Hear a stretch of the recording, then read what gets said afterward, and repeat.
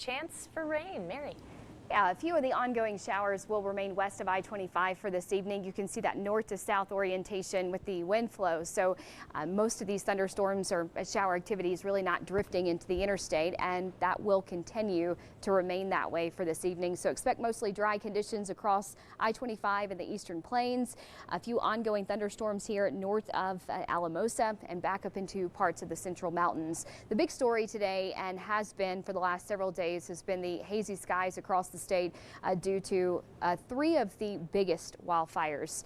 These are some of the updated numbers here from the Cameron Peak fire, just over 14,000 acres. That was updated earlier today, and right at 27,000 acres for the Grizzly Creek fires. Some of these fires still allowing for the shutdown of Interstate 70 and containment only at 7% there for the Pine Gulch fire, and no containment nearly for some of these other fires. I'm showing you that to show you that the reason that we're seeing an increase in hazy skies and smoke, you probably didn't notice it as much today because we had more cloud cover kind of masking some of that smoke, but the upper level winds will continue to stream out of the north because it is flowing around this area of high pressure that is stationed across the southwestern tier of the U.S., and that will not change as we move through tomorrow and heading into Thursday. That northerly flow will be a dominant feature, pushing some of those smoke particles into parts of the San Juans, areas into New Mexico, and even across parts of Interstate 25. Now, having said that, there'll be a few little weak waves around this area of high pressure that will trigger some showers and thunderstorms for tomorrow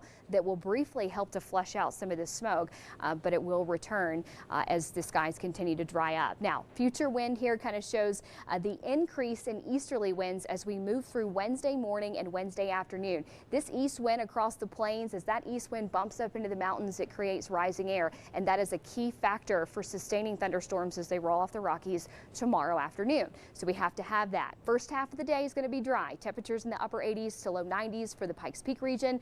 Areas across the eastern plains, slightly cooler in the mid to low 90s because we'll have that increase in cloud cover kind of capping off some of our daytime heating.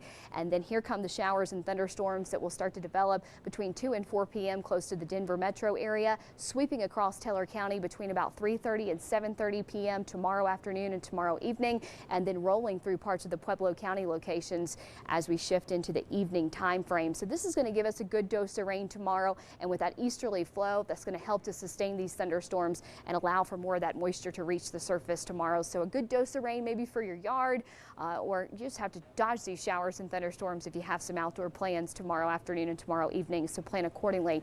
Thursday is really a rinse and repeat forecast. Temperatures are back up into the 90s across southern Colorado.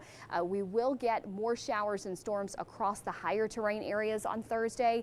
Won't be quite as impressive on Thursday as what we're going to see on Wednesday, but I think most of our activity will stay sub-severe. We'll just have to watch for a little bit of flash flooding that could be possible across our burn scar locations and some urban flash flooding as these storms race across parts of the lower terrain areas and Colorado Springs proper down to Pueblo tomorrow afternoon, tomorrow evening, as well as Thursday. So Woodland Park, we continue with daily thunderstorms. Best chance coming through for Wednesday heading into Thursday, and then we start to see more of an isolated storm chance returning Friday heading into the weekend with mostly dry conditions returning. But notice here temperatures stay steady in the mid to low 90s, so a bit of a brief cool down in Pueblo, and then back up into the upper 90s on Friday.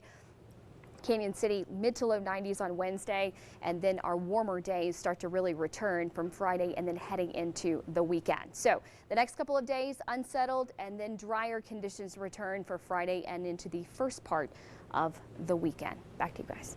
Mary, thank you. COVID-19 is continuing to cause issues for casinos in Colorado.